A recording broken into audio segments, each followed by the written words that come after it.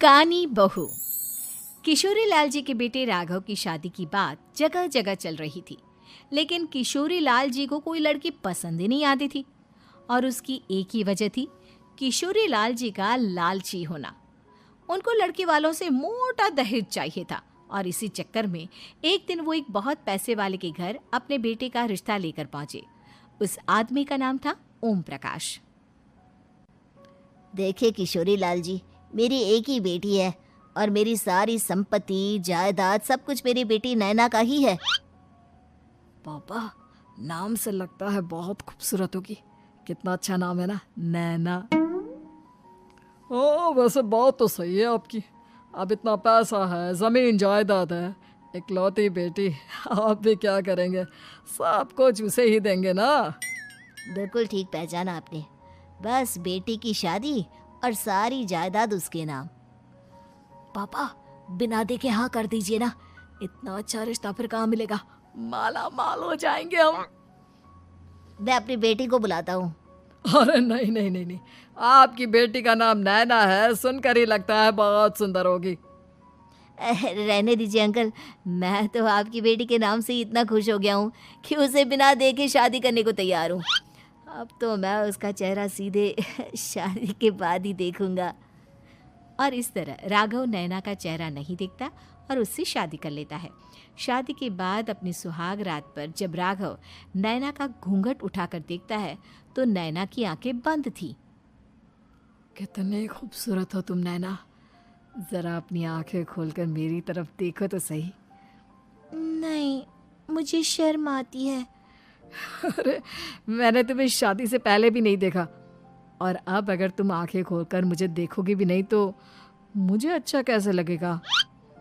इससे पहले कि नैना अपनी आंखें खोलकर राघव की तरफ देखती, अचानक से लाइट चली गई और राघव नैना को पूरी तरह से देख भी नहीं पाया। अगली सुबह नैना राघव के लिए नाश्ता बनाकर लेकर आई। अरे ये क्या, आधा पराठा सीका हुआ है और आधा बिल्कुल कच्चा। ये तुमने क्या किया नैना? बहू, तुमने क्या आधा पराठा तवे से नीचे लटका कर रखा था, जो आधा सिका है और आधा कच्चा? मुझे जितना दिखेगा उतना ही तो सीखूंगी ना पापा जी। जहाँ जहाँ मुझे नजर आ रहा था वहाँ मैंने सीख लिया, जहाँ जहाँ नहीं दिखा वहाँ कच्चा रह गया होगा। इसका क्या मतलब है? ये कैसा मजाक कर रही है तुम?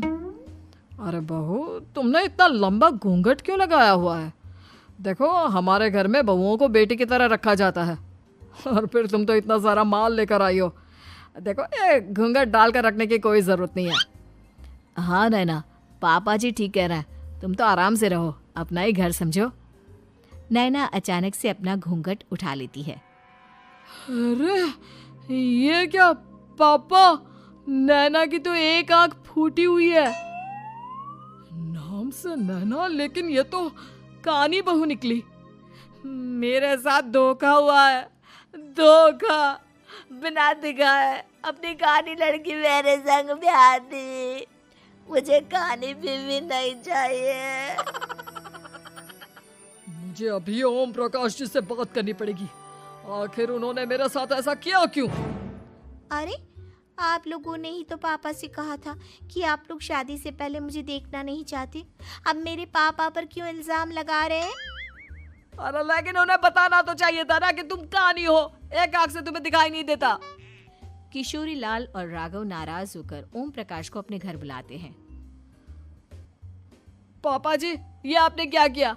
शादी से पहले बताया क्यों नहीं कि नैना की आंखों में परेशानी है?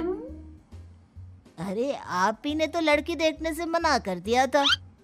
अरे लेकिन आप बता तो सकते थे। आपको तो हमारी बेटी की प्रॉपर्टी चाहिए थी, वो भी पूरी की पूरी। अब क्या हुआ अगर उसे आधा दिखाई देता है? प्रॉपर्टी तो आपको पूरी मिल गई ना। अरे ये क्या बात हुई?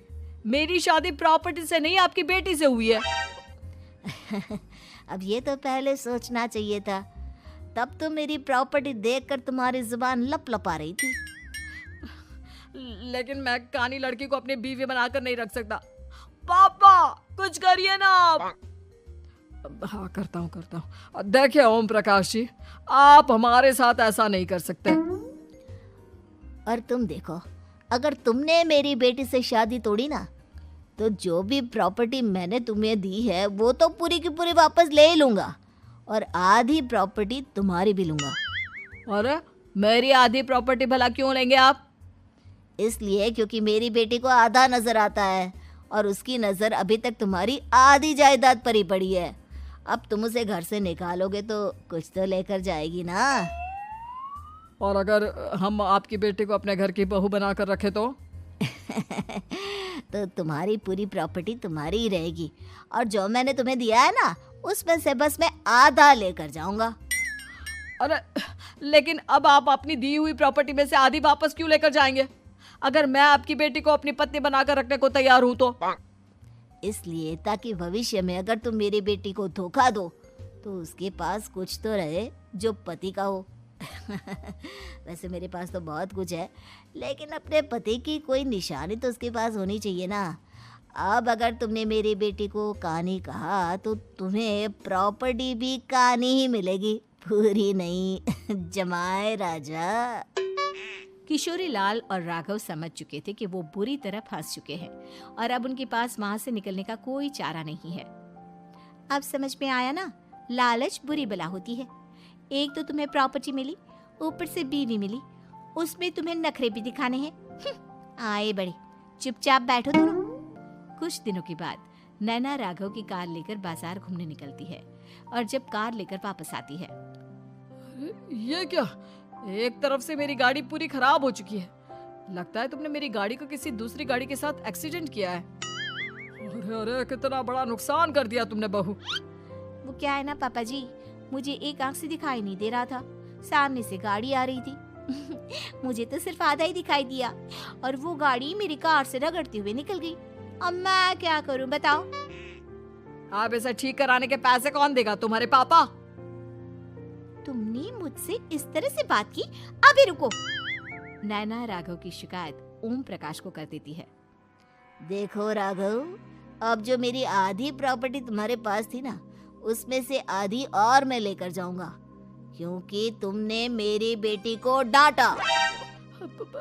अरे नहीं नहीं पापा जी, गलती हो गई, माफ कर दो। गलती की तो कोई गुंजाइश ही नहीं। अगली बार मेरी बेटी को डांटा तो बची हुई आधी में से आधी और ले जाऊंगा। लालच के चक्कर में हम दोनों ने बहुत बड़ी गलती कर दी बेटा। एक तो तुम्हें कानी बहू मिली और ऊपर से जो माल मिला वो भी काना। इस तरह राघव की हर एक गलती पर ओम प्रकाश उसकी प्रॉपर्टी का आधा आधा हिस्सा लेकर अपना सारा माल वापस ले गया और राघव को कानी बीवी से काम चलाना पड़ा।